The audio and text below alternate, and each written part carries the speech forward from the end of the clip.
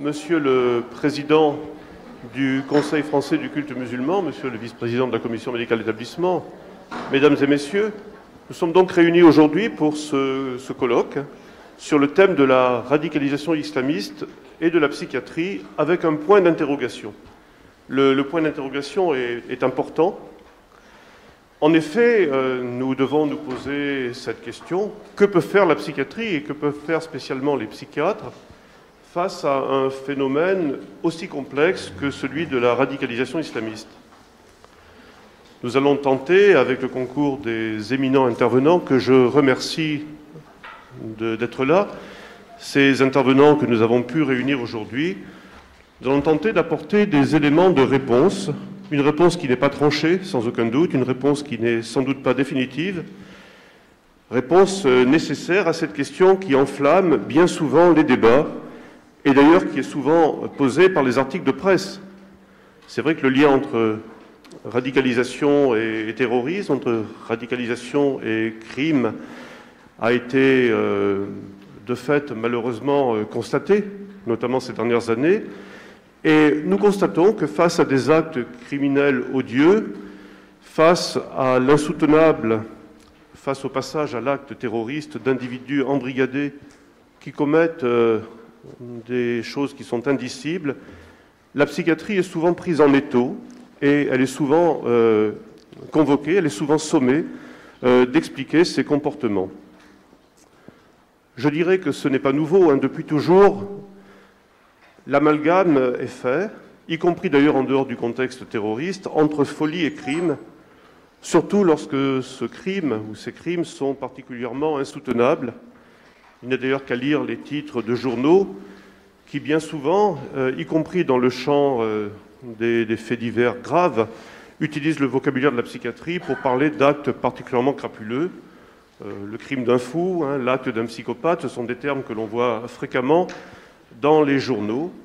Et bien sûr, cela est particulièrement vrai dans ce champ qui nous intéresse aujourd'hui, où tout paraît tellement imbriqué qu'il en devient difficile de faire la part des choses entre des agissements politiques extrêmes et orchestrés, des agissements qui sont animés sous un fond de guerre réputée sainte, souvent par une conception fondamentaliste de l'islam, qui est incompatible et qui se dit incompatible avec la vision du monde qui est celle de nos sociétés occidentales, et de faire la part des choses avec ceux que l'on qualifie parfois de loups solitaires, à la personnalité malléable, et qui souvent se sont embrigadés par l'Internet. Il est ainsi parfois tentant, voire rassurant, de parler de la folie de la radicalisation, aux grandes dames d'ailleurs de la plupart des psychiatres, je pense qu'ils s'exprimeront, et des acteurs de la santé mentale qui craignent que leur discipline ne soit convoquée parfois à des fins de sécurité publique, même si la psychiatrie a un rôle à jouer, nous le savons, hein, depuis 1838, depuis Louis-Philippe, en matière de sûreté publique. Pour autant, doit-on évacuer toute corrélation entre la psychopathologie, entre les troubles psychologiques et les processus de radicalisation face aux phénomènes d'emprise que l'on constate parfois sur des individus malléables?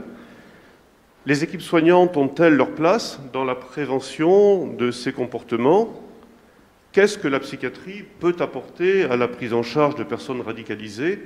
Ce sont des questions que nous devons nous poser. Et je ne doute pas que les interventions qui vont ponctuer ce colloque, la table ronde qui suivra cet après-midi, puissent être profitables à l'action de chacun, et spécialement dans notre établissement, qui est fréquemment confronté à ces problématiques de radicalisation en lien avec des hospitalisations sans consentement décidées par le préfet. Et je suis persuadé, personnellement, que la psychiatrie peut apporter sa pierre, rien que sa pierre, quand bien même elle ne saurait être seule concernée, notamment au dispositif départemental de prévention de la radicalisation qui nous sera présenté en fin de journée. C'est donc un colloque très riche qui nous attend.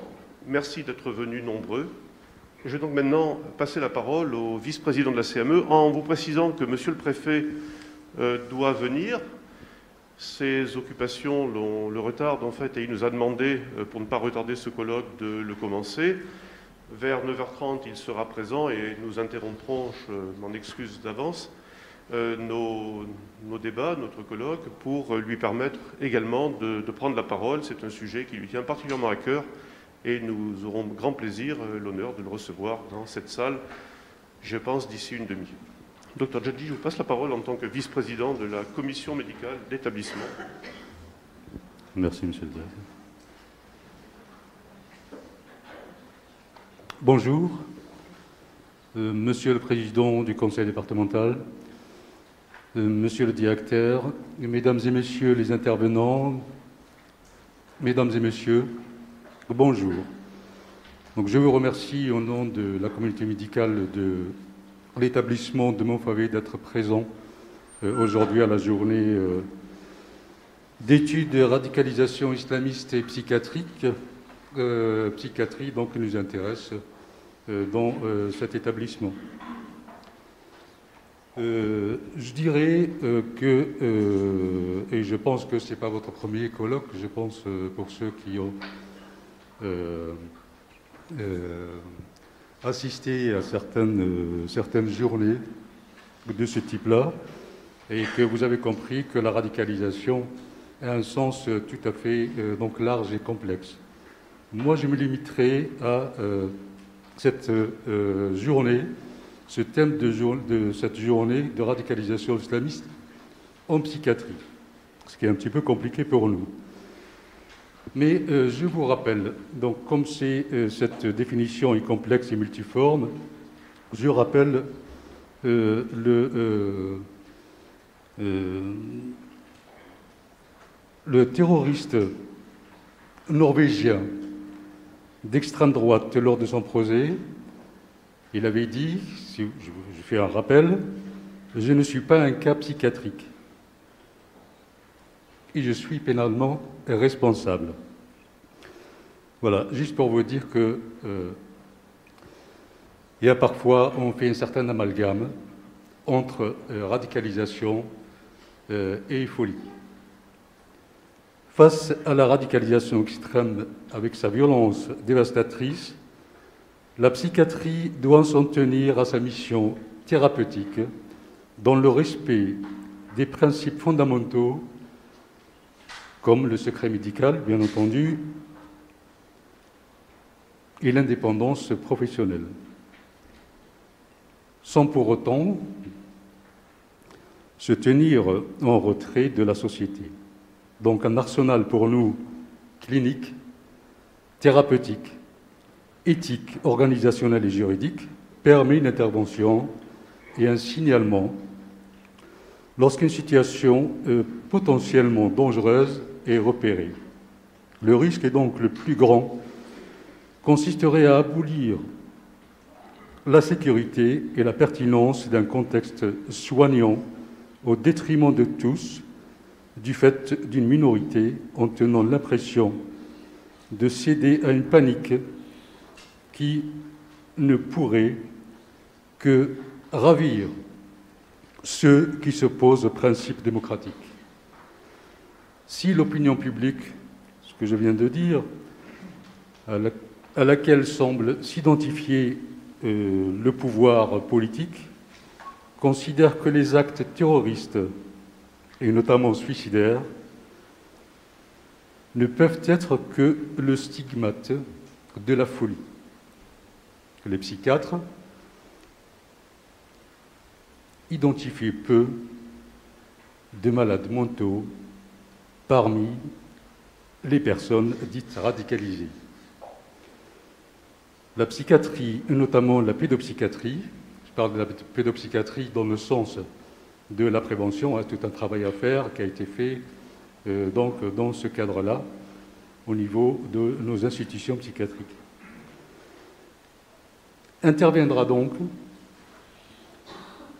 comme pour tout autre patient, de manière adaptée et proportionnée, continuer la réflexion soutenue, mais discrète, engagée par certains de nos syndicats de praticiens hospitaliers de psychiatrie. Voilà, qu'est-ce que je peux vous dire? Donc vous allez avoir Vous allez être accompagné par nos différents intervenants, des éminents intervenants, qui ont des missions complètement différentes. On parle du psychiatre au sociologue, en passant par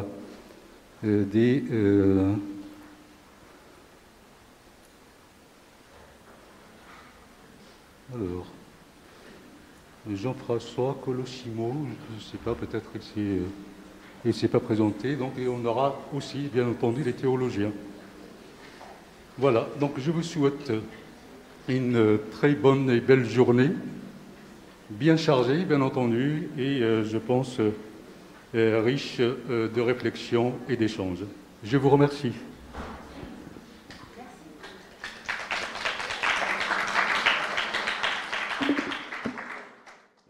Voilà, on va pouvoir commencer par les processus de rupture dans les discours et ou comportements, approche sociologique. Donc l'intervenante, et merci d'être parmi nous, Madame Louisa Kies, sociologue. À vous la parole. Bonjour, merci pour l'invitation. Alors ça me ressemble complètement, je ne retrouve pas mon document, mais bon, c'est pas grave, c'est surtout pour les verbatims, il va certainement revenir. En attendant, voilà, l'objectif de la journée, en tout cas de mon intervention, c'était de me focaliser sur les prisons. Ça me semblait intéressant de parler des prisons, puisque je suis beaucoup intervenue entre 2008 et 2016 pour travailler sur ce qu'on appelle le processus de la radicalisation religieuse en prison.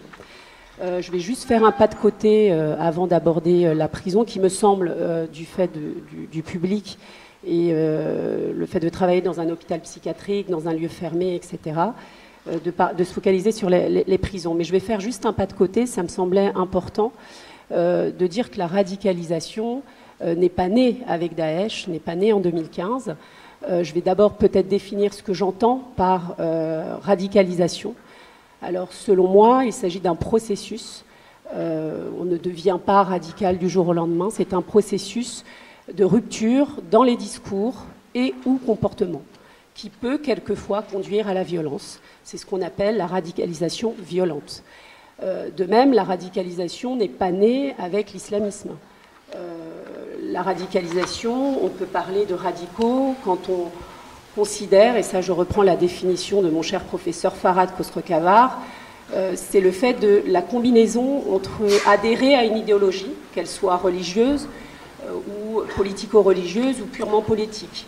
Si on pense aux indépendantistes basques, hein, certains encore incarcérés, ou à d'anciens Actions Directes, par exemple, qui n'étaient pas du tout religieux, mais purement politiques, ils adhèrent d'abord à une idéologie et ensuite ils considèrent qu'il n'y a pas d'autre moyen que pour imposer cette idéologie d'utiliser la violence. C'est vraiment la définition, la combinaison, en tout cas quand on parle de radicalisation violente, c'est le fait d'adhérer à une idéologie et d'utiliser la violence.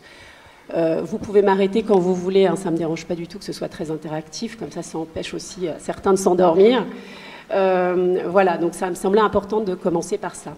Le processus de radicalisation lié à l'islam est né, à mon sens, à la fin des années 80, en France, hein, je parle bien sûr de la France.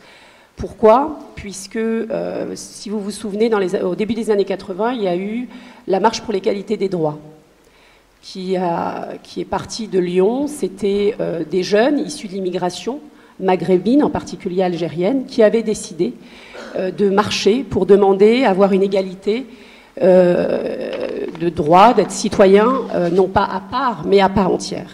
Donc cette marche n'était pas du tout religieuse. À mon sens, ça a été un échec. Alors évidemment, il y a eu pas mal d'associations qui ont été créées, notamment Touche pas à mon pote, SOS Racisme, etc., pour justement lutter contre les crimes racistes. La marche était aussi de base pour lutter contre les crimes racistes qui avaient lieu de manière assez importante au début des années 80.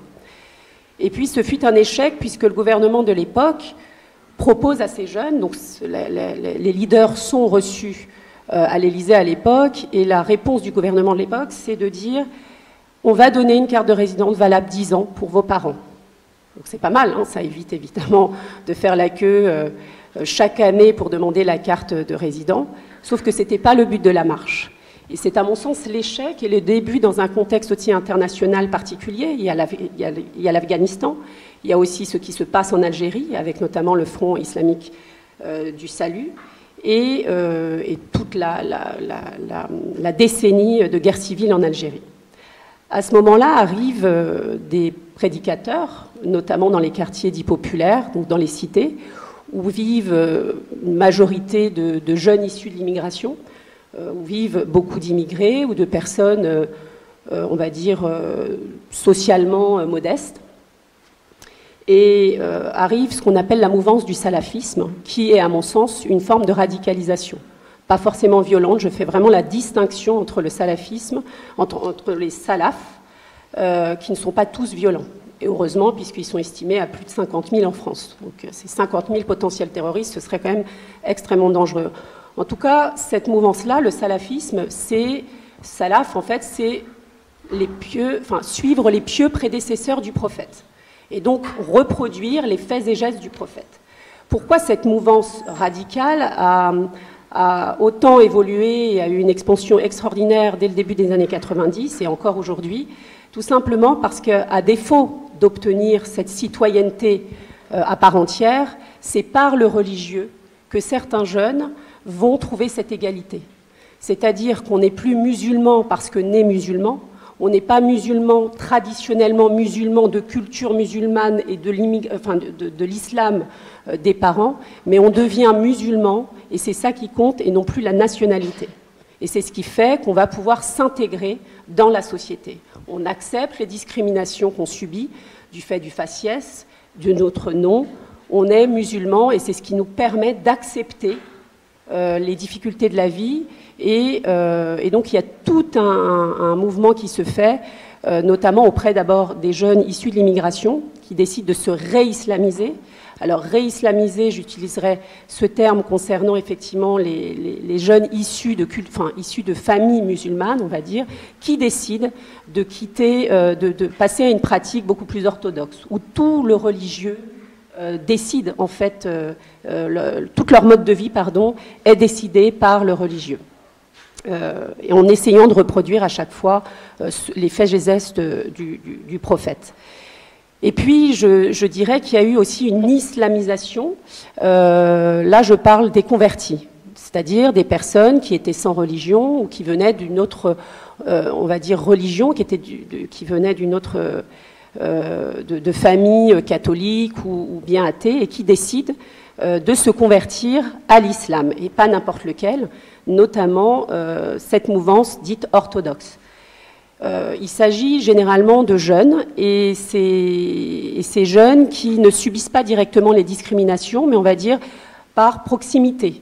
Ils vivent, leurs amis sont issus de l'immigration, et puis finalement on se convertit par l'influence des autres et par mimétisme aussi. Donc il y a une expansion très forte du salafisme à ce moment-là. Et c'est une forme de radicalité extrêmement, à mon sens, qui a été trop mis de côté par les gouvernements successifs pendant une trentaine d'années, qui n'ont pas vu que justement ce communautarisme qui les a sortis finalement à un moment donné de la société, puisque l'idée c'est de ne plus vivre ensemble. Voilà, donc ce n'est pas en soi illégal, on peut adhérer tout à fait à une idéologie, ça devient illégal uniquement lorsqu'on fait de l'apologie de la violence ou on passe à un acte délictuel ou voire criminel. Voilà, je voulais vraiment faire ce pas de côté parce que j'ai l'impression, ou parce que peut-être qu'il y a eu beaucoup de formations aussi, on s'est beaucoup intéressé à la radicalisation suite aux attentats, alors l'affaire Mera en 2012, mais particulièrement avec aussi les départs très nombreux vers la Syrie, en sachant qu'il y a toujours eu des Français qui sont partis, que ce soit en Bosnie, en Irak aussi quelques-uns. Évidemment, le nombre étant beaucoup plus insignifiant, on a moins fait attention. Mais ce qui est intéressant avec la mouvance salafiste, c'est que lorsque j'avais étudié ce phénomène-là à partir de 2004, dans certains quartiers de région parisienne, c'était, je vais pas revenir sur les fondamentaux de l'islam, vous les connaissez certainement, notamment les 5 piliers de l'islam, donc la prière, enfin voilà, je ne vais pas revenir là-dessus. Et puis avec les salafistes, on a un 6e pilier qui devient presque obligatoire. C'est le phénomène de hijra, qu'on a beaucoup entendu parler, notamment avec les départs en Syrie, en Irak, c'est-à-dire l'émigration religieuse. Le prophète avait émigré parce que il se faisait agresser, etc. Donc il y a ce mimétisme chez les salafistes français qui considéraient que la France était une terre non pas forcément de guerre, mais de mécréance. Ce n'est pas une terre d'islam. Et il y a une obligation d'aller s'épanouir en territoire arabo-musulman, ou en tout cas dans un pays musulman. Non pas pour combattre à l'époque, les personnes interviewées, que ce soit les femmes ou les hommes, avaient ce sentiment que pour s'épanouir, pour être vraiment être sûr de ne pas quitter leurs pratiques religieuses, pour bien vivre leurs pratiques, était de partir vivre. Alors ça pouvait être au Maghreb, évidemment, mais ça pouvait être aussi au Yémen, en Syrie à l'époque, je vous parle de ça avant bien tout le phénomène, parce que la Syrie était connue comme l'Égypte, comme étant un lieu d'apprentissage de la langue arabe, des lieux aussi d'apprentissage de la théologie, etc. Et donc il y avait pas mal de stratégies de départ, déjà, dès le début des années 2000. Donc des stratégies de départ, c'était par exemple faire des formations. Moi, je me souviens de certains hommes, c'était on va se former à la pâtisserie parce que la pâtisserie, on peut travailler dans un pays ailleurs. Donc il y avait pas mal aussi de stratégies matrimoniales. Lorsque certains avaient la double nationalité, il était beaucoup plus simple pour eux d'aller en Algérie, au Maroc ou ailleurs. Et puis pour ceux qui avaient qu'une seule nationalité, en général, justement, les personnes qui se convertissaient, il y avait des stratégies matrimoniales. Donc on essayait de se marier, soit avec quelqu'un sur place qui était déjà, qui pouvait donc, parce que même s'ils considéraient qu'il n'y avait pas de pays et de nationalité, mais les salafs parlent beaucoup plus de territoire islamique, et bien même malgré tout, la réalité fait que si on n'a pas la nationalité, on ne peut pas rester en Arabie Saoudite ou en Syrie ou en Algérie, au Maroc, comme ça. Donc il y avait pas mal de stratégies matrimoniales à ce moment-là. Je fais juste le pas de côté, on peut y revenir et vous pouvez tout à fait poser des questions si je ne suis pas allée au fond des choses, mais ça me semblait important de dire que le phénomène de radicalisation était beaucoup plus ancien. Ensuite, à tort, on a parlé des prisons comme étant le principal lieu de radicalisation. À mon sens, c'est faux. Alors c'est peut-être plus le cas aujourd'hui avec le nombre extrêmement important de personnes incarcérées pour des faits de terrorisme liés à l'islam radical. Effectivement, je crois qu'il y en a plus de 600 aujourd'hui. En 2008 ou 2009, ils étaient à peine 90. C'était déjà important, mais beaucoup moins. Donc on était dans un autre contexte. Ce que je vais faire, c'est que je vais essayer de vous expliquer les deux études. Une étude qui avait été commandée dès 2009 par l'administration pénitentiaire. L'administration pénitentiaire est la première administration publique à s'être intéressée au phénomène de radicalisation. Alors ça s'explique. Dans les années 90, vous vous rappelez certainement du groupe islamique armé, certains sont encore d'ailleurs incarcérés, qui sont très peu nombreux, mais incarcérés en France. Donc arrivent effectivement des personnes incarcérées pour des faits de terrorisme liés à l'islam radical. Et dès la fin des années 90, l'administration pénitentiaire constate qu'il y a certains leaders idéologiques. Vous allez voir que dans la deuxième partie, la deuxième recherche, on a les retours de Syrie, où là, les profils sont complètement différents. Et on en parlera certainement plus cet après-midi lors de la table ronde, puisque c'est là où on découvre vraiment des profils psychologiques, voire certains avec des pathologies psychiatriques assez graves, ce qui n'était pas forcément le cas, et presque pas du tout le cas, dans les années 90 et en début des années 2000, en tout cas en prison. Il s'agissait d'idéologues. Les personnes incarcérées du groupe islamique armé que j'ai eu l'opportunité de rencontrer dès 2011, étaient donc algériens, étaient venus en France pour commettre des attentats. C'était des idéologues dans le sens où, avant même de commettre les attentats, ils ont adhéré à l'idéologie. Donc on revient sur la définition classique de la combinaison idéologie et violence. On adhère d'abord à l'idéologie et ensuite, à un autre moment, on bascule dans la violence quand on considère que le combat politique n'est plus possible. À ce moment-là, il y a, donc ils sont dans des maisons d'arrêt. Je vous explique, les maisons d'arrêt, c'est quand on parle de surpopulation carcérale, on parle des maisons d'arrêt. Les maisons d'arrêt, on accueille les courtes peines, on accueille aussi les personnes en attente de jugement, donc en mandat de dépôt, et puis les longues peines, mais qui sont en attente de transfert vers des centres de détention. Là, il n'y a plus de surpopulation carcérale. Il y a aussi les maisons centrales, il s'agit des peines des plus de 10 ans jusqu'à perpétuité. Voilà, c'est vraiment important de distinguer les différents établissements.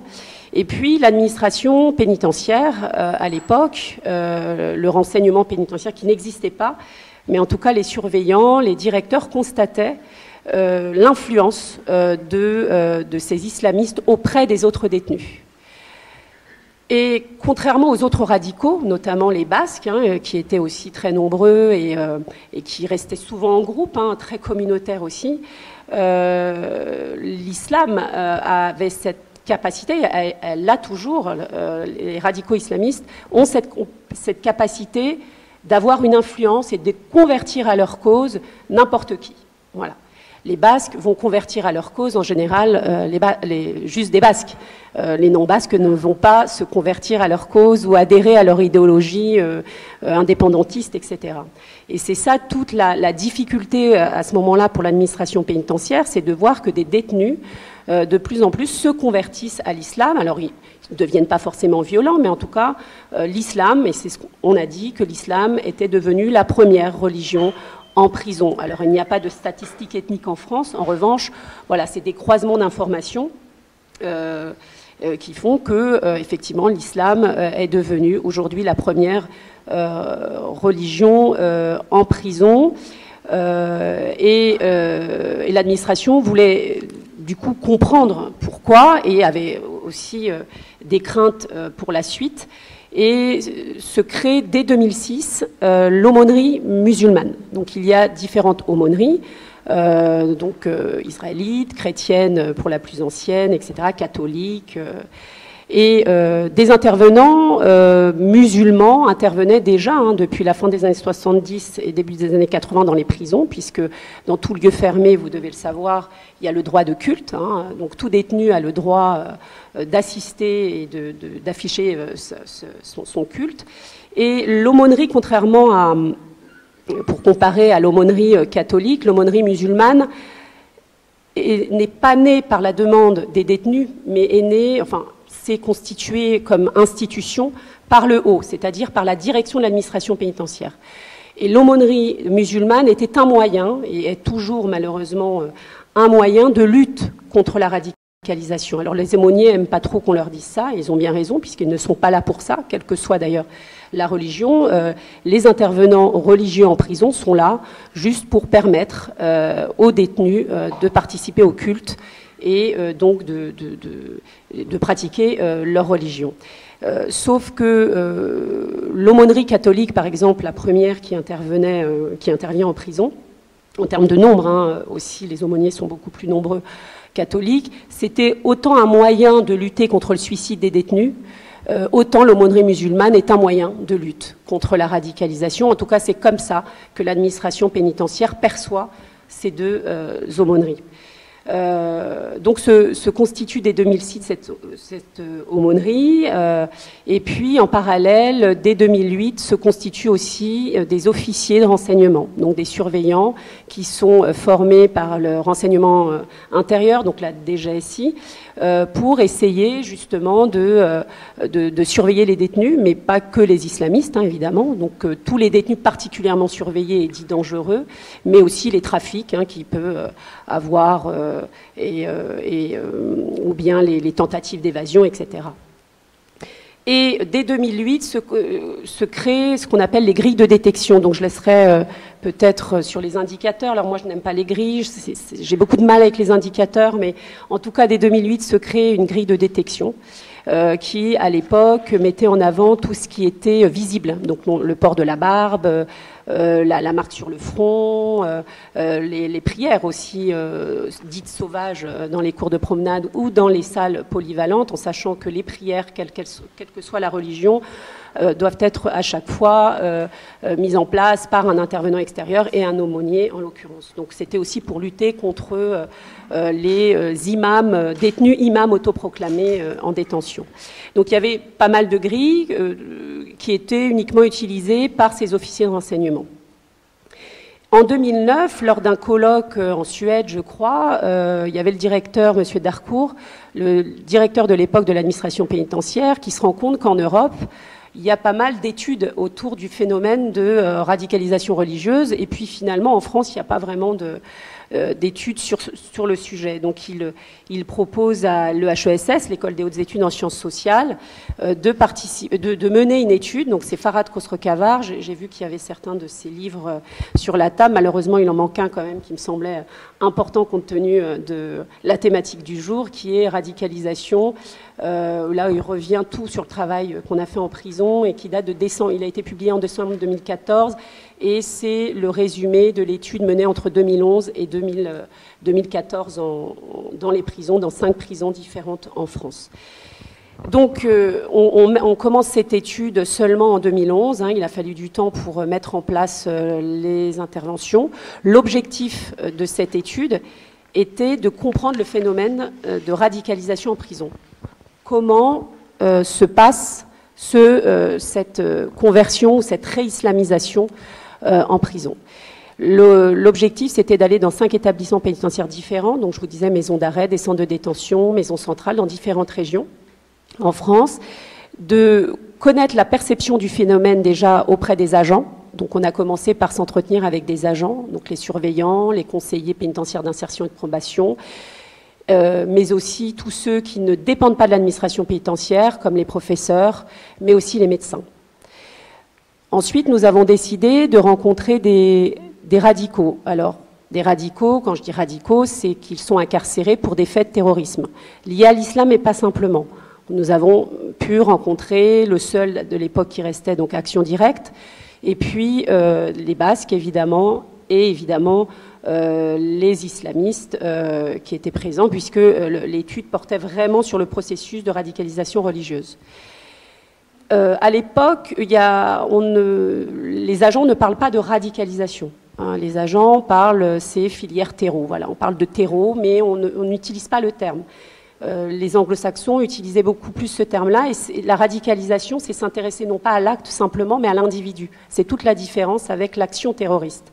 Avant, et c'est venu lorsque c'est devenu endogène, c'est-à-dire que ce ne sont plus des étrangers qui viennent sur le territoire commettre des attentats, mais c'est quand il s'agit d'individus français qui décident de commettre des attentats dans leur propre société. Et c'est comprendre comment, justement, il y a eu cette désintégration. Donc, avec la radicalisation, plus que l'acte, on s'intéresse à l'individu. Qu'est-ce qui fait qu'un individu bascule bascule dans la violence contre sa propre société? À partir de là, voilà, on a rencontré à peu près 150 détenus, je crois, peut-être autant d'agents. Et on se rend compte que le paradigme a changé. On n'est plus du tout au début des années 2000. Vous vous rappelez par exemple avec Al-Qaïda ou les groupes islamiques armés, c'était des groupes qui s'organisaient, de très grands groupes. 2001, c'est un grand groupe qui intervient. On met de côté le seul Français d'ailleurs à l'époque, Moussaoui, je dis le nom parce que habituellement je ne donne pas de nom, mais bon, ça a été très médiatisé à l'époque. Al-Qaïda à l'époque met de côté Moussaoui, qui a été condamné parce qu'au courant des attentats qui allaient se perpétrer à New York. Et c'est très intéressant parce que il s'est avéré lors du procès, les experts psychiatres ont dit qu'en fait qu'il était schizophrène. Et tous les cas psychiatriques ou psychologiquement instables, je ne sais pas comment on dit exactement, étaient mis de côté, puisque ça pouvait faire capoter, entre guillemets, le groupe. Et donc on mettait toutes les personnes instables de côté, ce qui est vraiment différent depuis quelques années avec tous les passages à l'acte ces dernières années. Et on parlait tout à l'heure du loup solitaire. Alors moi je ne suis pas contre cette... je sais que d'autres chercheurs sont contre ce nom de dire loup solitaire. Alors moi, le loup solitaire, ça ne veut pas dire qu'il s'est autoradicalisé seul, c'est plutôt le passage à l'acte qui se fait seul. Voilà, c'est le passage à l'acte. Mera, c'est à peu près ça, hein, c'est vraiment, on parle de loup solitaire avec Mera, justement, même s'il y avait tout un groupe derrière lui, certainement, une idéologie évidente suite à tout ce qu'on a pu savoir sur sa vie et son processus de radicalisation, mais c'est le passage à l'acte qui se fait seul, contrairement aux années précédentes, que ce soit dans les années 90, mais aussi 2001 avec Al-Qaïda. Voilà, à partir de là, on se rend compte qu'en prison, en fait, les détenus se sentent particulièrement surveillés. Et en particulier les personnes condamnées ou incarcérées pour des faits de terrorisme liés à l'islam radical, en sachant que tous ceux qui sont incarcérés pour des faits de terrorisme, que ce soit lié à l'islam radical ou à d'autres formes, sont toujours particulièrement surveillés. Mais là, plus que, il y avait des détenus tout simplement musulmans ou des convertis bien avant la prison qui ne déclaraient plus qu'ils étaient musulmans, de peur d'être fichés. Donc déjà, ça, on n'est pas du tout encore il n'y a pas encore l'affaire Mera, que déjà les détenus ont l'impression que l'islam est un problème. Le fait d'être musulman est un problème. Et ce sentiment-là de frustration, ça permet aussi aux leaders, aux idéologues, à ceux qui vont influencer les détenus, ça permet de dire, oui, vous voyez, comme à l'extérieur, l'islam dans la société est méprisé, on est toujours étranger en étant... Il y a toujours ce stigmate de l'étrangeté, on va dire, et en prison, c'est la même chose. Et les leaders disaient souvent, et c'était une réalité en soi, c'est-à-dire il n'y a pas, vous voyez, il n'y a pas assez d'intervenants, d'aumôniers musulmans, c'est un choix de l'administration, c'est parce que, encore une fois, l'islam est méprisé. Alors oui, il n'y a pas suffisamment d'aumôniers musulmans qui interviennent, mais ce n'est pas l'administration qui décide, en fait. Hein. Il y a juste un manque de vocation de la part, et ça, peut-être qu'on en parlera avec M. Moussaoui un peu plus tard, parce que c'est vrai que pour avoir interviewé des aumôniers musulmans en prison ou d'autres qui interviennent dans les hôpitaux, un aumônier musulman me disait c'est sûr que aller voir un malade, c'est plus facile parce qu'un malade, il n'a rien demandé. Hein, la santé, on ne choisit pas. En revanche, un détenu, c'est plus compliqué parce qu'un détenu, il a quand même commis un acte. Et donc, de fait, il devient mauvais musulman. Hein. Ça, ce sont les propos d'aumônier. Hein. Ce n'est pas ce que je pense, mais c'est ce qui pouvait expliquer, en tout cas, cette absence de vocation pour les prisons. Et du coup, les détenus se sentaient, mal aimés et ça ajoutait à la frustration. Et donc la fameuse grille de détection de l'époque était plus vraiment valable, hein, puisque si on devait faire la chasse aux sorcières à tous les barbus, ça allait être compliqué, puisque lors de l'étude, on se rendait bien compte que finalement, les plus radicaux, ou en tout cas les plus dangereux, qui sont très minoritaires, hein, attention, hein, la majorité des détenus sont, oui, dangereux, mais pas des radicaux islamistes, évidemment, étaient beaucoup plus discrets. Donc on n'était plus dans un système de grands groupes, mais il y avait des systèmes de duos. Et là, le paradigme change vraiment lorsque... Alors attendez, ça revient un petit peu, j'espère. Voilà. Donc, ce qui était, par exemple, très observé, c'était les cours de promenade. On considérait que celui qui jouait le rôle de l'imam, on va dire, était le leader, celui qui allait influencer les autres. C'était le cas, effectivement, avant. Et puis, les détenus, s'en rendant compte, ils mettaient n'importe qui, en fait. Un des détenus, imam. Mais l'imam n'était pas forcément le leader. Donc, il y avait pas mal de stratégies pour éviter, justement, qu'on signale le vrai leader, on va dire. Et donc, à ce moment-là, il y a un système de duo. Donc, il y avait, par exemple, je me souviens, dans une maison centrale, un ancien du groupe islamique armé qui était très proche d'un cas qui était avéré, c'est-à-dire schizophrène.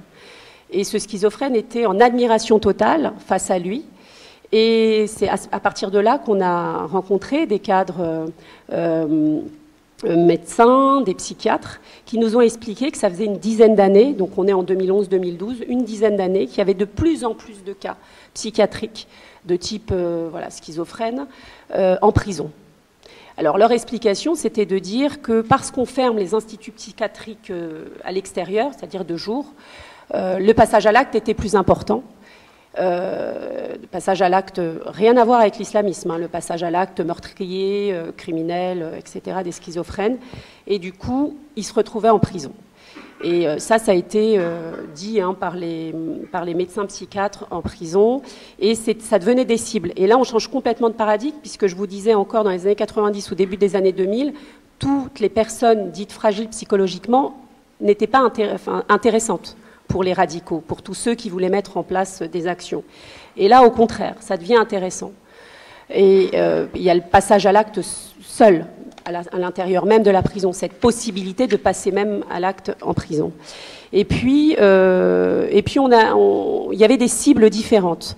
En prison, on a constaté, par exemple, que toutes les personnes vulnérables, je vais parler des indigents, donc les indigents, ce sont souvent des détenus qui n'ont pas de parloir, qui n'ont pas de mandat, d'argent pour pouvoir cantiner et améliorer leur quotidien en prison, et qui se font accompagner par un détenu, d'abord pour des raisons économiques, donc on va l'aider à cantiner, donc ensuite il y a un lien affectif qui se fait, et on devient amis, et là effectivement on a plus d'influence sur le détenu. Donc il y avait ces cibles-là, les indigents, les personnes que je disais tout à l'heure psychologiquement instables, et puis évidemment les courtes peines. Les courtes peines étaient aussi très intéressantes, puisque c'était des personnes qui pouvaient sortir très rapidement et donc passer à l'acte, du coup, rapidement à l'extérieur.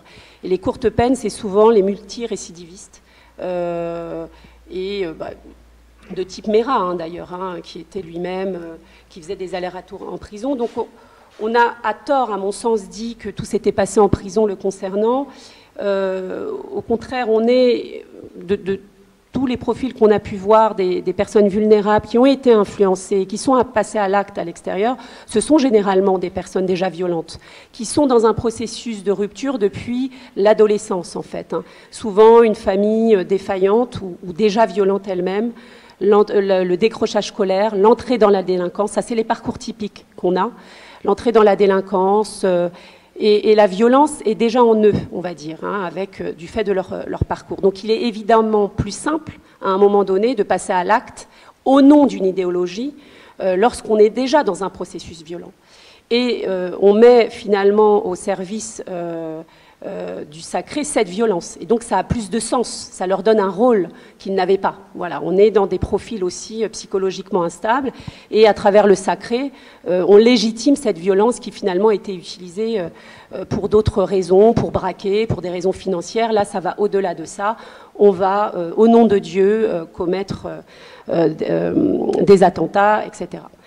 Donc, à partir de là, il fallait non plus simplement regarder tous ceux qui affichaient forcément leur religiosité.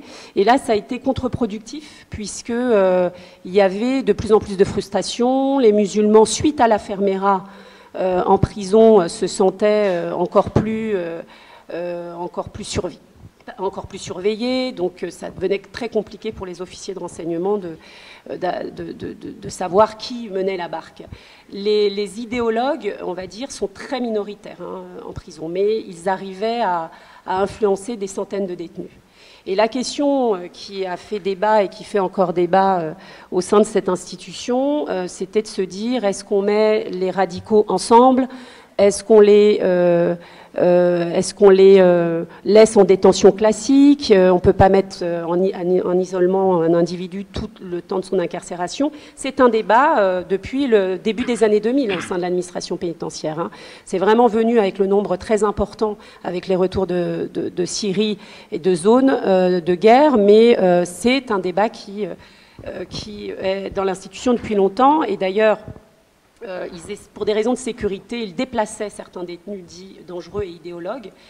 Le risque, c'est qu'à chaque fois qu'on déplaçait dans une autre prison, il y avait la possibilité de convertir à leur cause autant de détenus.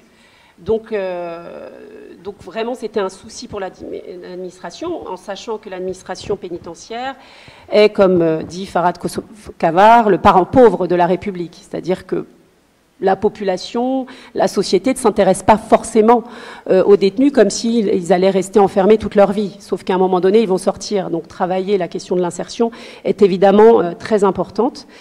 Voilà pour cette première étude où l'idée c'était de définir ce qu'était la radicalisation, de reparler d'un nouveau paradigme mais qui était de se focaliser absolument sur les personnes dites vulnérables, donc je répète, les indigents, les courtes peines, les multirécidivistes, les personnes, et c'est important de connaître les récits de vie des détenus, de connaître leur parcours de vie depuis l'enfance, parce que, évidemment, statistiquement, ce sont ces individus qui sont, en tout cas, les plus à même à passer à l'acte, et aussi les personnes avec des pathologies mentales avérées. Donc, il y a eu pas mal de... Alors, attendez, je regarde l'heure, parce que moi, je parle beaucoup. Hein. N'hésitez pas à lever la main si je vais trop vite, si N'hésitez pas. À partir de là, il y a eu pas mal de préconisations en direction de l'administration pénitentiaire. Et puis, suite à ça, il y a eu un appel d'offres national en 2014, dans un contexte où là, on n'est plus du tout en 2011. Il y a eu beaucoup de départs. Il y a beaucoup de départs vers la Syrie, l'Irak et beaucoup de retours aussi. Retours, et puis les retours, du coup, en prison, qu'on retrouvait beaucoup en prison. Donc il y a un appel d'offres national qui a deux objectifs, qui était de réactualiser l'outil de détection, puisqu'évidemment on avait dit que les grilles qui étaient en place étaient absolument obsolètes compte tenu de ce nouveau paradigme. Et puis le deuxième objectif, c'était d'expérimenter un programme de prise en charge de ce public ciblé dit radicalisé. Je mets bien entre guillemets, hein, puisque vous verrez dans ma deuxième partie sur le retour d'expérience de la recherche-action que j'ai menée, donc à partir de fin 2014. On a vraiment commencé une semaine après les attentats de janvier 2015, donc dans un contexte très différent qu'avant l'affaire Mera. Et lorsqu'on commence cette recherche, avec Dialogue Citoyen, là on se rend compte qu'effectivement tout le monde voit des radicaux partout. On est une semaine après les attentats, mais partout, c'est-à-dire dans la société, parce qu'on est en état de sidération, effectivement, il y a les attentats Charlie. Et là le terme est utilisé par les agents de l'administration pénitentiaire, mais aussi dans la société. On utilise le terme vraiment. Et alors les agents, pareil, on décide de connaître aussi dans ce contexte-là la perception de ce phénomène-là par les agents. Et là, les surveillants voient des radicaux partout. Et ça s'explique évidemment. Et c'est très intéressant puisqu'on décide à ce moment-là de leur demander de donner des noms de personnes potentiellement radicalisées en prison, c'est-à-dire des détenus de droit commun qui se seraient, selon l'administration pénitentiaire, radicalisés. Pour les radicaux, on avait la liste des personnes incarcérées pour des faits de terrorisme. En soi, objectivement, on va dire qu'ils sont radicaux. Pour les détenus de droit commun, c'est plus compliqué, dans un contexte très complexe qui est 2015. Entre agents, on n'a pas forcément la même perception du phénomène, puisqu'on leur demandait de nous donner des noms de radicalisés potentiels, mais aussi des détenus dits leaders positifs. Donc des détenus de droit commun qui seraient ce qu'on appelle leaders positifs. Dans notre jargon, c'est de dire des détenus qui sont très bien insérés dans la prison, qui font tout un travail de réinsertion à l'extérieur, etc. Et tout se passe bien pour eux. Et puis là, ça devient compliqué, puisqu'il y a des noms qui reviennent, souvent, hein, en tant que radicalisés. Et puis, quelquefois, selon l'agent, selon qu'on rencontre un professeur, un surveillant, un travailleur social, donc un conseiller pénitentiaire et de probation, évidemment, le regard porté sur le détenu est différent. Un conseiller de probation, d'insertion et de probation n'est pas en détention. Il rencontre le détenu et puis les détenus sont toujours ravis de le voir puisqu'il fait le lien avec la famille. C'est un agent qui va peut-être leur permettre d'obtenir un aménagement de peine. Donc c'est vraiment quelqu'un qu'on sollicite. Mais ses bureaux à cet agent n'est pas en détention. Les surveillants, en revanche, ont un rapport beaucoup plus conflictuel avec les détenus et les observent un peu partout, en cellule, dans les coursives, à l'extérieur aussi, dans les promenades. Et donc la perception du détenu est différente. Et quelquefois, on retrouvait dans la liste des radicalisés potentiels ces leaders possibles, ces leaders positifs. Et donc là, on se dit, ça devient compliqué. Donc en fait, tout le monde n'a pas la même définition de ce qu'est une personne radicalisée ou radicalisable. Donc à ce moment-là, on décide de créer ce qu'on appelle, ce qui existe déjà pour d'autres thématiques, une CPU radicalisation. Alors la CPU, c'est commission unique pluridisciplinaire qui existe déjà pour la lutte contre le suicide, pour le travail en détention, etc. Donc on n'a rien inventé, hein, on est parti de ce qui existe déjà et on s'est dit ça peut être bien que différents professionnels parlent du même détenu parce que la perception est différente.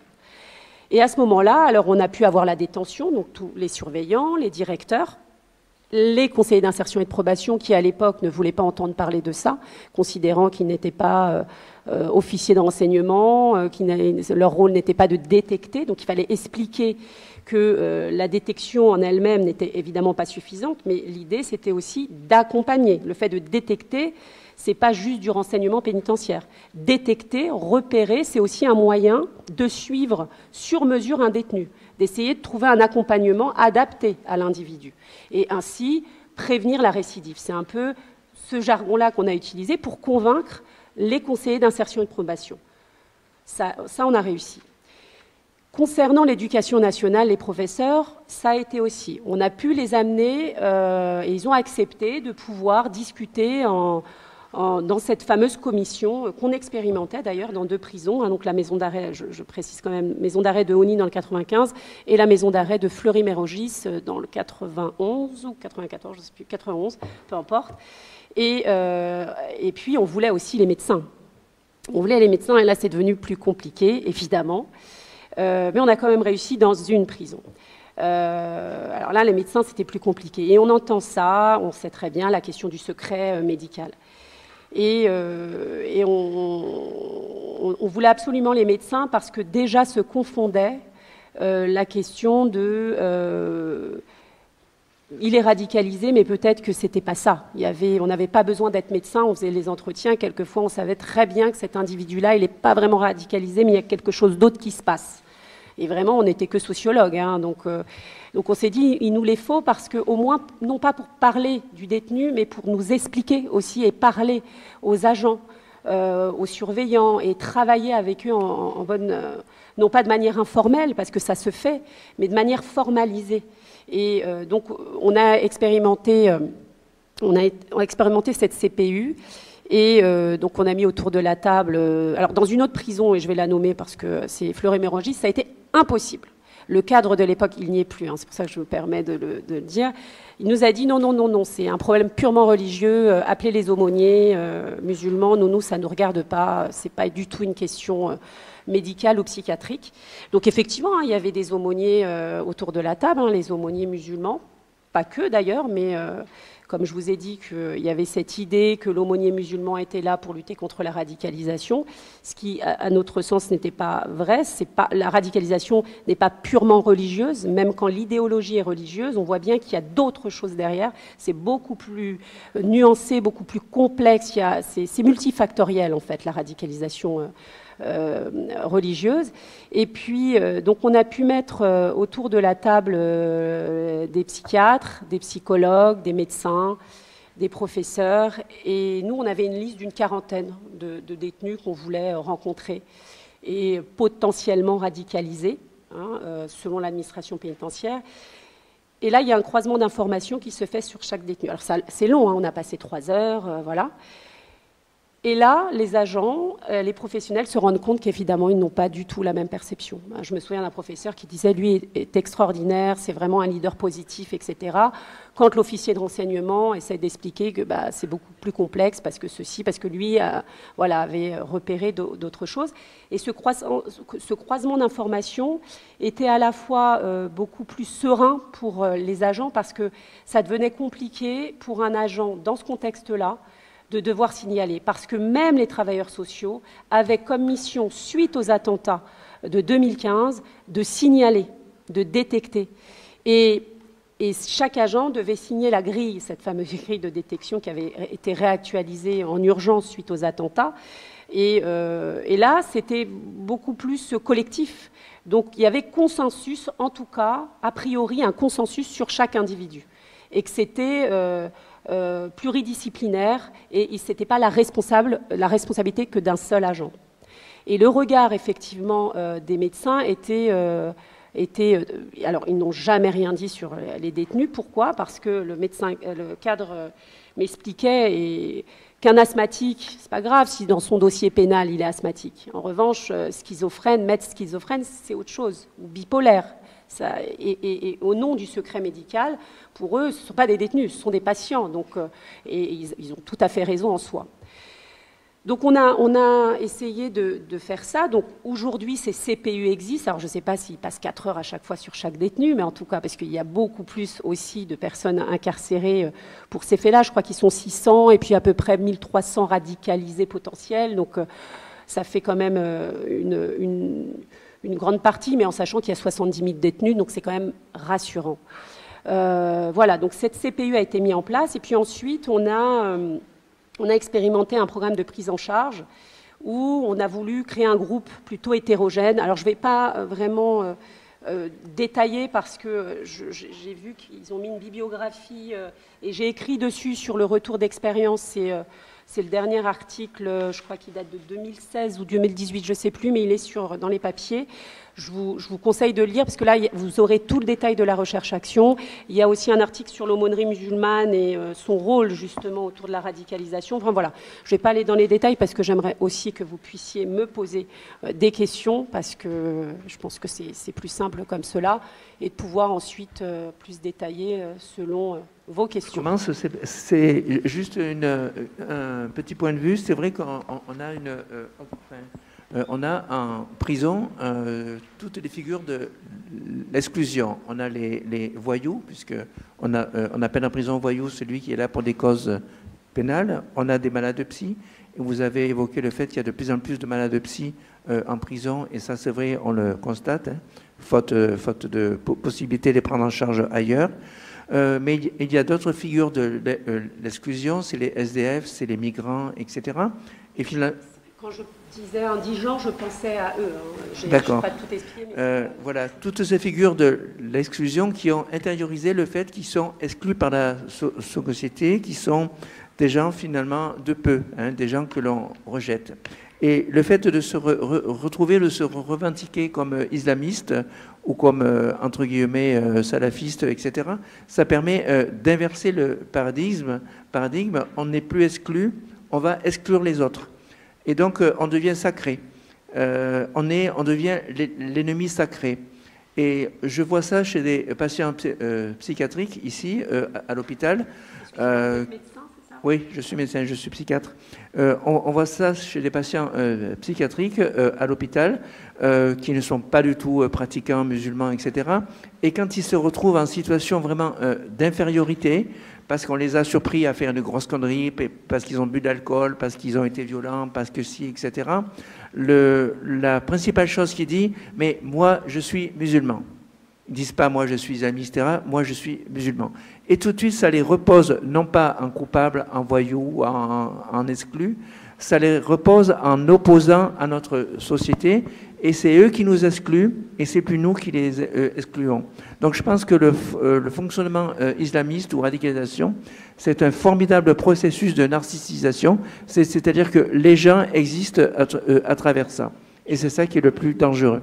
C'est vrai que je n'ai pas eu le temps de le dire, mais je suis complètement d'accord avec vous, puisque même en prison, je vais faire court, puisque je crois que monsieur le préfet est arrivé, c'est ça? Ouais. Je réponds juste à la question, mais effectivement, alors c'est très intéressant, puisqu'il y avait certains détenus qui nous disaient c'est le surveillant qui décide d'ouvrir la porte pour aller aux promenades, pour aller se doucher. Eh bien moi, je passe 15 minutes ou 20 minutes à faire ma prière. Comme ça, il ne peut pas rentrer dans ma cellule, parce qu'il y a le sondage des barreaux. Et c'était un moyen pour eux, d'être au pouvoir, aux commandes, quand ils ne le sont pas habituellement. Donc il y a aussi beaucoup de provocations, vous avez raison, c'est aussi autre chose. Hein. On est bien d'accord que l'islam attire aussi des individus. Non, c'est un lieu de refuge en fait pour beaucoup, vous avez raison. Mais ça, on le voit aussi en prison, mais on le voit à l'extérieur. C'est pour ça que je voulais faire ce pas de côté avec l'arrivée du salafisme dans les quartiers. Comment justement à travers le prétexte de la religion, on arrive à comment dirais-je, à influencer des êtres très différents. Voilà. Vous m'entendez? Oui, oui. Vous parliez tout à l'heure de multifacteurs par rapport à la radicalisation islamique. Quels sont les autres facteurs, justement, en dehors du facteur religieux? C'est ce que je disais quand je parlais justement de comment la religion est devenue, dès la fin des années 80 et au début des années 90, un moyen de s'intégrer dans la société. Ce sentiment finalement où on accepte, grâce à cette nouvelle forme de religiosité qui est orthodoxe, qui est notamment le salafisme, un moyen d'accepter les discriminations subies dans la société. Donc c'est des raisons évidemment sociales, c'est des raisons aussi de révolte, il y a de la frustration en fait, il y a aussi des vraies raisons religieuses, hein, purement religieuses. Hein. Comme je disais, il y a effectivement des idéologues, mais la grande majorité, et je n'ai pas eu le temps de le développer, mais dans l'article, vous le lirez, moi, lorsque j'ai découvert les retours de zones de guerre, je suis en 2015 en fait. Moi, je n'en avais pas rencontré. On était il y avait des départs vers la Syrie, l'Irak, mais c'est dans la deuxième étude que je découvre ces retours de zone et ces dits djihadistes. Et c'est là où je me rends compte que le paradigme encore change, puisque on rencontre des gens, des jeunes, qui sont partis, qui se sont déplacés, non pas parce qu'ils ont adhéré à une idéologie, mais ils étaient attirés par autre chose. Donc pour appartenir à un groupe quand ils n'avaient pas forcément de lien pour rester en France, ou ils sont attirés par la violence, alors que tous les radicaux qu'on avait pu rencontrer les années précédentes, et c'est pour ça que je mélangeais un peu les basques, etc., c'était normalement, la radicalisation, c'est à la base adhérer à une idéologie, et ensuite on bascule ou non, hein, parce que tous les salafs, comme je disais, ne sont pas violents en soi, hein. Ils adhèrent à une idéologie, ils sont dans une pratique où ils mettent de côté les autres, et c'est très communautaire, mais pas en soi illégal. Et ensuite, d'autres utilisent la violence. Et là, avec le retour de Syrie, on avait plein de profils, et notamment des profils psy avérés, et en quantité non négligeable. Donc multifactoriel, c'est voilà, social, c'est un moyen de révolte. Certains disaient, moi je me souviens par exemple au début des années 2000, un converti qui était complètement athée, et l'islam était un moyen aussi de lutter.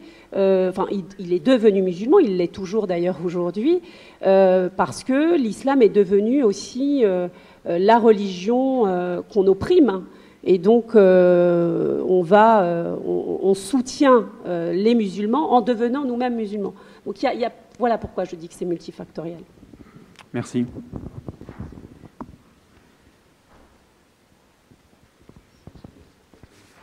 Bonjour, Dr Selab, je suis psychiatre à l'hôpital de Montfavet et je vous remercie pour votre exposé. Je voulais juste vous demander des éclaircissements. Hier, j'ai essayé de lire un petit peu avant de venir au colloque.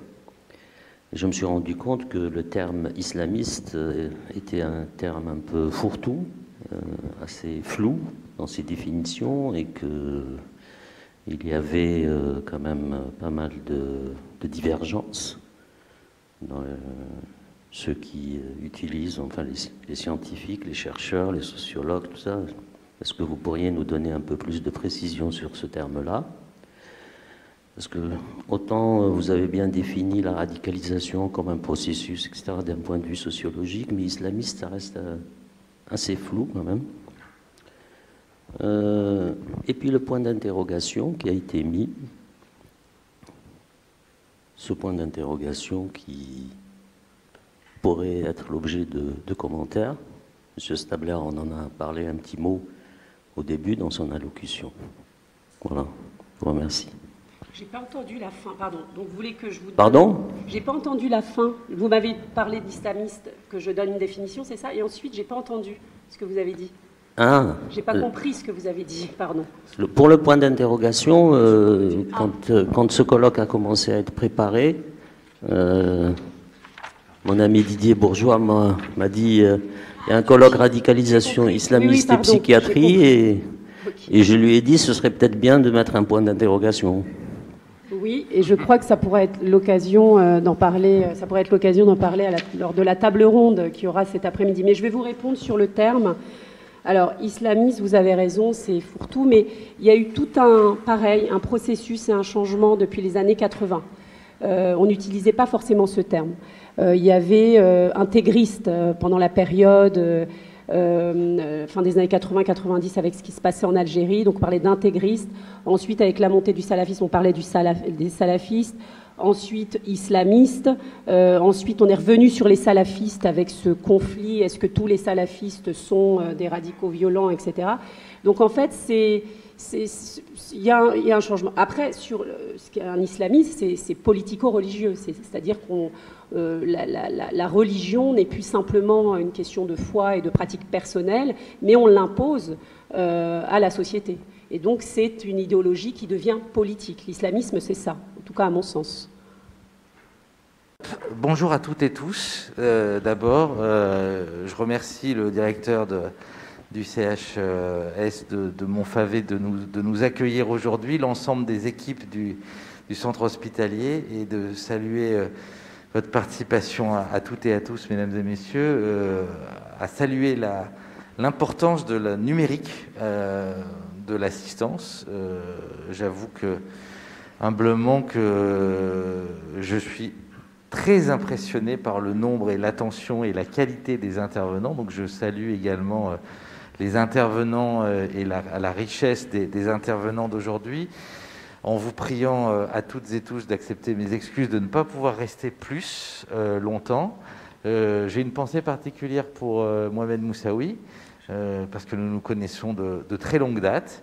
Et c'est d'ailleurs pour ça que j'ai levé la main, madame, pour tenter de compléter votre réponse à votre question, monsieur, mais je vais y arriver dans un instant, après quelques détours, qui ne sont pas que des détours de politesse, mais qui sont aussi très sincèrement des détours de remerciements, et remercier avec une pensée encore plus particulière pour madame Elsa Lamaison, du cabinet du préfet, qui travaille sous l'autorité de mon directeur de cabinet, et qui était aussi avec les équipes du CHS à l'origine, et les autres partenaires de ce colloque à l'origine de ce colloque, parce que dans cette préfecture, grâce notamment à madame Lamaison, on tente de faire en sorte de ne pas être qu'une préfecture au sens traditionnel du terme, c'est-à-dire soit au sens administratif de délivrance de titres, ou au sens de la police administrative quand nous commettons des actes administratifs sur la base du Code de sécurité intérieure ou des autres dispositifs juridiques, ou que nous suivons avec les services de police et de gendarmerie un certain nombre de faits sociaux sous un angle du traitement policier et sécuritaire, mais on tente aussi d'approfondir la compréhension des phénomènes, des processus, en lien avec d'autres services de l'État. L'Agence régionale de santé en est un partenaire, mais aussi d'autres services de l'État. Et je tenais à le dire parce que je mesure, en étant en Vaucluse avec notamment cette synergie locale-là, que ça n'est pas dans toutes les préfectures de France que nous avons des initiatives de cette nature. Je remercie aussi les collègues du niveau national et notamment de la CNAPAR, d'être avec nous aujourd'hui. Une fois que j'ai dit ça, et vous considérez que ma prise de parole protocolaire sera faite aussi, mais si je réagis, c'est que il fut un temps où on disait d'où parles-tu, pour avoir une connotation historique. Et donc d'où je parle de mon point de vue singulier d'un individu qui, fonctionnaire de l'État, fut pendant 3 ans chef du bureau central des cultes au ministère de l'Intérieur. Donc ces sujets m'intéressent, m'ont intéressé professionnellement d'abord et m'intéressent à titre personnel ensuite.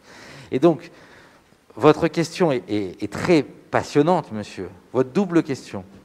D'abord, l'adjectif islamiste ou le substantif l'islamisme. Madame a très bien dit les choses quant à son historicité. On n'a pas employé les mêmes mots tout le temps. Et s'agissant de la religion musulmane, on peut même historiciser dans une fresque chronologique les moments où on a qualifié cette religion. Cette religion, on l'a appelée mahométane. Ça, c'était il y a très longtemps. On se souvient d'écrits de Molière sur ce sujet. Elle est devenue musulmane dans la langue un peu plus tard. Et alors que le mot, c'est l'islam. Et l'utilisation le passage des intégristes, et notamment dans l'épisode algérien des années 90, on disait effectivement les intégristes, et l'intégrisme religieux, il y avait ça comme phraséologie, et on a basculé au mot islamisme, mais on a aussi et moi j'avais eu des discussions riches avec Mohamed Moussaoui là-dessus, et on se souvient un certain nombre d'enjeux sémantiques, parce que parfois d'aucuns, et notamment le monde journalistique, évoquent les musulmans. Et on voit bien que ce dont on parle, aujourd'hui d'ailleurs, mais je pense que madame, dans votre exposé, évidemment, vous avez évoqué d'autres formes possibles de radicalisation. J'ai vu en rentrant quelques ouvrages de librairie dont certains font référence, je pense à l'ouvrage de Farhad Khosrow-Khavar sur le sujet de la radicalisation, sur ce retour à la racine, et cette recherche de racine, cette recherche de pureté, cette volonté d'isoler des gens qui ne sont pas comme ce que l'on imagine que nous soyons nous-mêmes, existe dans d'autres courants religieux ou politico-religieux, évidemment. Mais je ne vais pas, moi, développer, même si, à titre personnel, j'ai quelques idées sur le sujet, mais comme je suis préfet aujourd'hui, je garderai mes idées propres pour un jour venu où je pourrai les développer plus avant. Ce que j'observe simplement, c'est qu'il y a des changements de mots en fonction d'un contexte qui est aussi un contexte politique et un contexte d'ambiance générale du corps social, par rapport au choix de ces adjectifs, et que, comme vous le savez bien, le langage et le choix des mots est aussi un combat évidemment de nature politique. Pourquoi un point d'interrogation? Je me suis posé la même question, monsieur. Et j'ai posé à madame la Maison la même question. Je n'ai, pour ma part, pas encore eu complètement la réponse. Donc je lirai vos actes pour essayer de me faire une réponse à la question que j'ai posée. Puisque moi, comme il y avait une question, il y avait un point d'interrogation sur le point d'interrogation. Et je pense que le colloque, la table ronde de cet après-midi sera intéressante sur ce point. Ce que je voudrais en revanche vous dire, évidemment, c'est que dans les phénomènes de radicalisation, il y a une part d'inspiration religieuse sans doute, mais il y a aussi, et vous, les professionnels de santé issus du monde de la psychiatrie, vous le savez bien, des tas d'autres fragilités dans lesquelles les phénomènes de radicalisation peuvent venir prendre pied, prendre racine, justement pour se radicaliser. Et que, en sociologue de bazar que je suis, pardon madame, j'observe que souvent, un certain nombre de jeunes gens sont issus de familles monoparentales. Un certain nombre de jeunes gens ont eu des ruptures scolaires, des ruptures affectives, des ruptures sociales avec, à un moment donné, des parcours qui relèvent qui de l'aide sociale à l'enfance, qui de phénomènes d'exclusion scolaire, et qu'à un moment donné, le sentiment d'appartenance que l'individu tente de se recréer, il passe par les phénomènes que vous avez décrits à l'instant. Et donc c'est là où c'est un phénomène complexe, et qu'une journée comme aujourd'hui peut nous aider, peut vous aider, nous l'espérons, en tant que professionnels de santé, mais en tout cas, nous, en tant que praticiens du côté de l'aval, si j'ose dire, c'est-à-dire du traitement des manifestations de la radicalisation religieuse ou de la radicalisation tout court, doivent nous aider, parce que commencer à comprendre, c'est déjà commencer à bien pouvoir répondre au sujet en construisant des politiques publiques, puisque je ne sais plus qui disait, mais bien comprendre et bien écouter, c'est déjà apporter une partie de la réponse. Voilà ce pourquoi je suis très frustré de ne pas pouvoir, d'être arrivé en retard d'abord et de ne pas pouvoir rester à l'intégralité de ce colloque, mais vous pouvez compter sur moi, je lirai les actes avec attention. Merci beaucoup. Merci.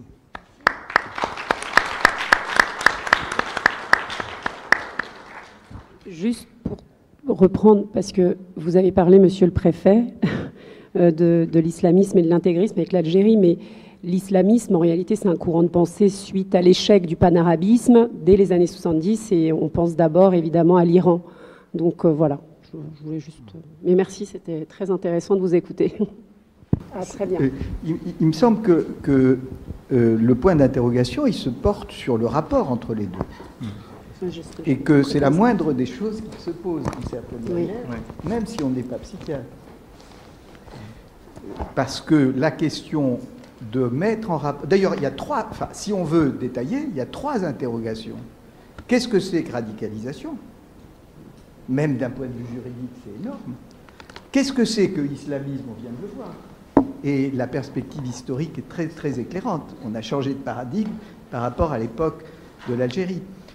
Enfin, de cette Algérie-là. Et le troisième point, c'est psychiatrie. Parce que, est-ce que c'est la même chose? Enfin, c'est de ça que je voudrais parler tout à l'heure. Est-ce que c'est la même chose? Tous les troubles mentaux ou toutes les difficultés en rapport avec la vie psychique sont de même nature, notamment par rapport au rapport à l'action dans la réalité, à l'action sociale. C'est énorme, ça aussi. Alors, quand on dit il y a un point d'interrogation sur chacun des mots, plus un point d'interrogation sur le fait qu'ils soient sur la même affiche, ça fait beaucoup, vous avez raison. C'est tout après une question de savoir comment on va s'entendre, s'écouter dans nos doutes, pas dans nos certitudes.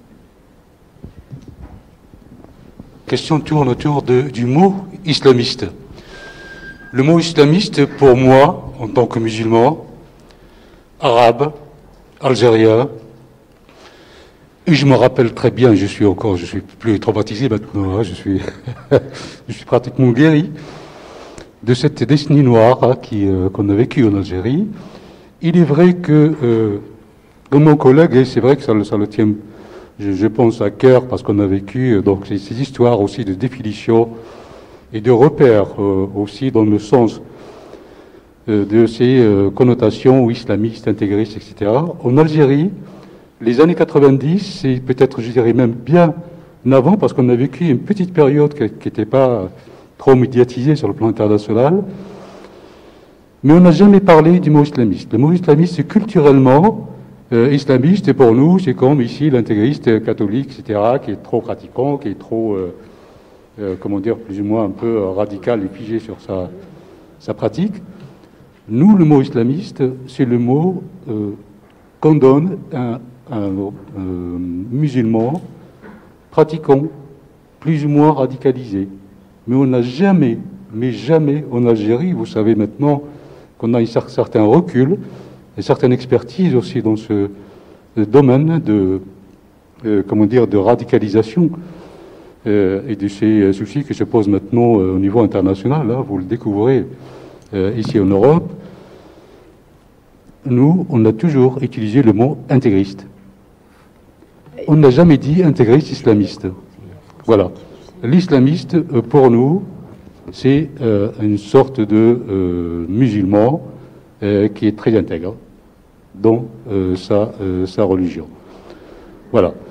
Après, bien entendu, monsieur le préfet l'a très bien dit, et on l'a bien compris, que c'est plutôt un virage très, très politisé, politique maintenant, et ça prend beaucoup d'ampleur. Et moi, je suis très content d'être parmi vous aujourd'hui, parce que il fallait le faire peut-être bien avant, et c'est jamais trop tard, mais il faut quand même parler plutôt de la prévention, puisque maintenant on est dedans, et tout le monde est touché, et il faut aller encore trop loin, il ne faut pas être aveugle. Voilà, c'est trop dangereux. Après, j'ai une petite réflexion. Madame Thiès,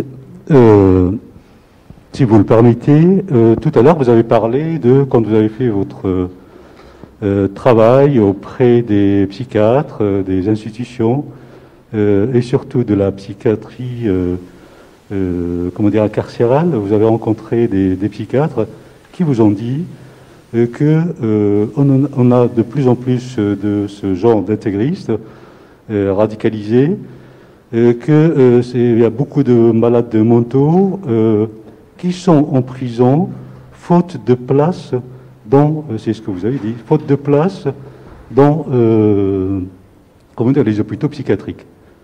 C'est faux?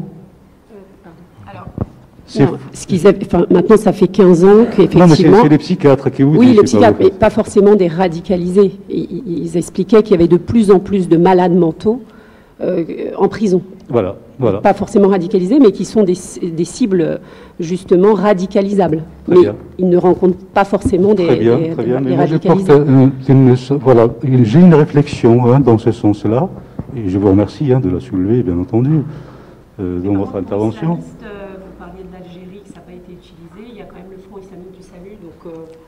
C'est le Front islamique du Sahel, qui n'a rien à voir avec... qui n'a rien à voir avec les terroristes. Le Front islamique du Sahel, c'était... on en parlera tout à l'heure, si vous voulez, ça, il n'y a pas de problème. J'ai beaucoup de choses à dire là-dedans. Parce que j'ai vécu une petite période là-bas, et c'était... je peux vous dire que c'était très compliqué. Oui, donc par rapport à cette réflexion, ce que les psychiatres vous ont soulevé, moi je dirais que c'est plutôt le contraire. Voilà. Je suis désolée, en prison... si c'est le masque, j'entends très mal. Je crois que c'est le masque. C'est tout le monde aussi comme ça, parce que moi je ne prends pas de tout. Allô? Ouais. Vous m'entendez? Juste si vous pouvez enlever le masque, ça me dérange. Je retire le masque, d'accord. Voilà. Alors... Je ne pas tout ce que vous dites et... D'accord. Non, c'est juste pour, si je me permets, de corriger cette réflexion de mes collègues, lesquels, je ne sais pas, je n'ai pas envie de savoir, qu'en prison, ce n'est pas parce qu'il n'y a pas de place dans les hôpitaux psychiatriques qu'on met les malades mentaux en prison. C'est pas ça que j'ai dit. Non, je crois pas. Voilà, moi je l'ai compris comme ça. Voilà. En prison, c'est plutôt du judiciaire, donc ça relève plutôt du judiciaire que de la psychiatrie. Et il y a parfois, aussi on développe un certain trouble mental, on va jusqu'à la psychose carcérale, développée pendant l'incarcération. Donc rien à voir avec... voilà. Je pense qu'il y a eu quiproquo. En fait, j'ai simplement dit... pour éclairer, pour qu'on n'ait pas une sorte de confusion. Je n'ai pas dit parce qu'il n'y a plus de place dans les hôpitaux psychiatriques, enfin ce serait quand même très grave dans un état de droit, donc il n'y a plus de place, on les met en prison, je n'ai pas dit ça.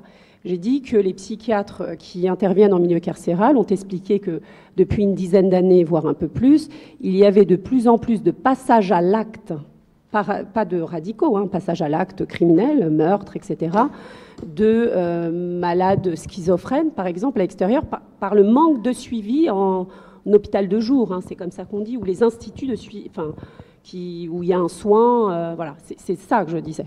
Et donc il y a un passage à l'acte, évidemment, criminel ou délictuel. Je n'ai pas dit qu'on prend les patients des hôpitaux et on les met en prison sans raison, voilà. Donc c'est plus clair, on est d'accord que j'ai dit ça tout à l'heure. Mais avec le masque, on n'entend pas.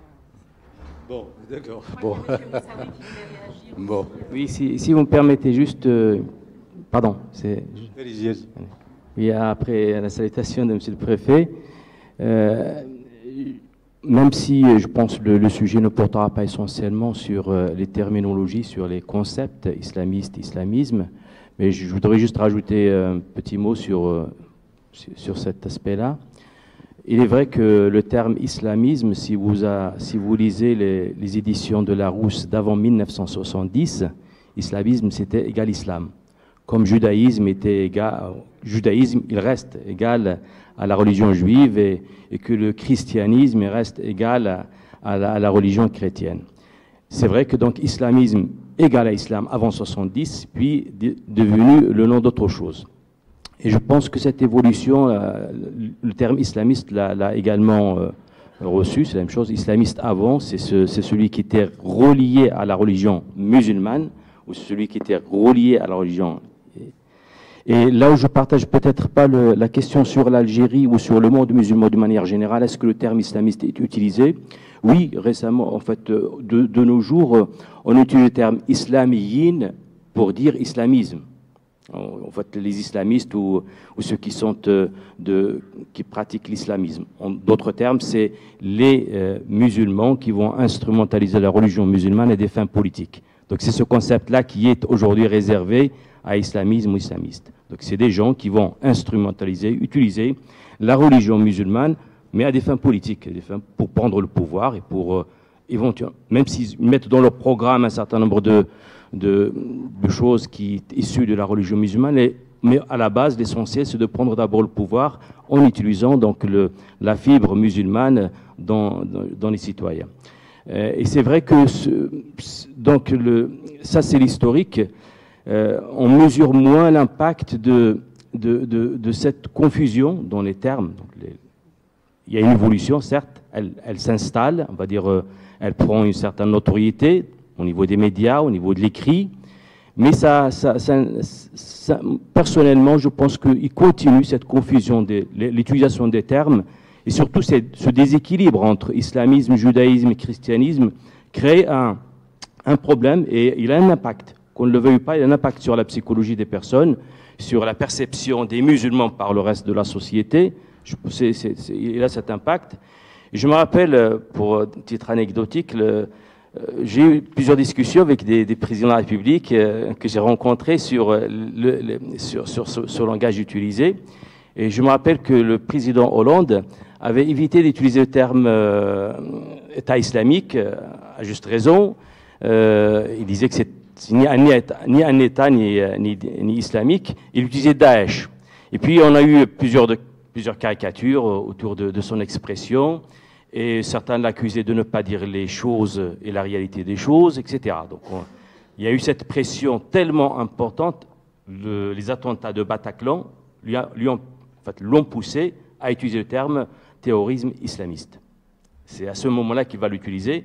J'ai une autre anecdote avec M. Hortefeux, ministre de l'Intérieur à l'époque, où j'ai eu la même discussion sur les terminologies et les termes. Je dis que ça a un impact qu'on ne le veuille pas, ça a un impact sur la psychologie des gens. Et dans une visite, je pense au Qatar, il avait utilisé devant l'Assemblée nationale de Qatar le terme, il a dit, le président du CFCM m'avait expliqué effectivement que le terme islamisme créait de la confusion, de l'amalgame entre islam comme religion et une forme extrémiste de la pratique de cette religion. Et j'utilise plutôt, depuis j'utilise le terme radical ou intégriste. Et puis à l'Assemblée nationale, Hortefeux, donc voulant éviter le terme islamiste, il utilise les radicaux. Et Jean-Louis Borloo lui dit « Mais qu'est-ce que vous avez avec les radicaux ?» Alors, c'est le parti des radicaux, comme vous le savez. Donc, c'est dire en fait que les termes, malheureusement, effectivement, le langage, c'est des conventions, mais ces conventions, lorsqu'ils ont un précédent, puis ils ne s'installent pas d'une manière facile. Et donc, on vit une période où les mots qui ont été utilisés pour des réalités complètement contraires aux réalités d'aujourd'hui, ils continuent de créer la confusion. Et c'est celle-là que j'essaye humblement de faire instaurer un langage qui permettrait de créer la distance entre l'extrémisme et la religion musulmane. Je vais proposer, par exemple, l'extrémisme se réclamant de l'islam. Ça ne me gêne pas, puisque c'est un fait. Ces extrémistes se réclament de l'islam. Ils utilisent les textes religieux musulmans. Donc ça, c'est un peu long, peut-être, pour les médias d'utiliser une phrase au lieu d'un mot. Mais je pense que c'est très important lorsqu'on parle de ces réalités aussi complexes. Je vous remercie. Très bien. Merci de cet éclairage.